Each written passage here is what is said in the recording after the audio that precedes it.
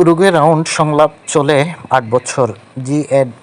গ্যাট প্রতিষ্ঠিত হয় ১৯৪৭ সালে। এর উদ্যোগে ১৯৮৬ সালে সেপ্টেম্বর থেকে ১৯৯৩ সালের ১৫ই ডিসেম্বর পর্যন্ত উরুগুয়েতে আলোচনা চলে। এটি মূলত উরুগুয়ে রাউন্ড আলোচনা চলে ৭ বছর ৪ মাস।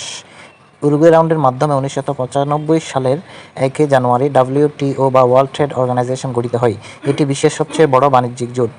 এই জোটের বাংলাদেশ সদস্যপদ লাভ করে ১ জানুয়ারি ১৯৯৫ সালে। বিশ্বব্যাংকের সফট লোন উইন্ডো বলা হয় আইডিএকে। আইডিএ হলো ইন্টারন্যাশনাল ডেভেলপমেন্ট অ্যাসোসিয়েশন, যেটি প্রতিষ্ঠিত হয় ১৯৬০ সালের ২৪শে সেপ্টেম্বর। বিশ্বব্যাংকের ৫টি অঙ্গ সংগঠনের একটি হচ্ছে আইডিএ। সংস্থাটির সদর দপ্তর যুক্তরাষ্ট্রের ওয়াশিংটন ডিসিতে অবস্থিত। সদস্য সংখ্যা ১৭৪টি। সর্বশেষ সদস্য রাষ্ট্র হচ্ছে বুলগেরিয়া। সহজ শর্তে ঋণ প্রদানের জন্য আইডিএকে সফট লোন উইন্ডো হিসেবে পরিচিত। বাংলাদেশ এটির সদস্য লাভ করে ১৯৭২ সালের ১৭ই আগস্ট। আইএইএ এর পুনরূপ হচ্ছে ইন্টারন্যাশনাল অ্যাটমিক এনার্জি এজেন্সি, যেটি ১৯৫৭ সালে প্রতিষ্ঠিত হয়। সদর দপ্তর হচ্ছে অস্ট্রিয়ার ভিয়েনায়। মোট সদস্য সংখ্যা ১৭৮। সর্বশেষ হচ্ছে গিনি। সংস্থাটি ২০০৫ সালে নোবেল পুরস্কার লাভ করে। সংস্থাটির বর্তমান নির্বাহী প্রধান বা মহাপরিচালক হচ্ছেন রাফায়েল মেরিনো গ্রাসি, যিনি ৩ ডিসেম্বর ২০১৯ থেকে বর্তমান পর্যন্ত মহাপরিচালকের দায়িত্ব পালন করে আসছেন।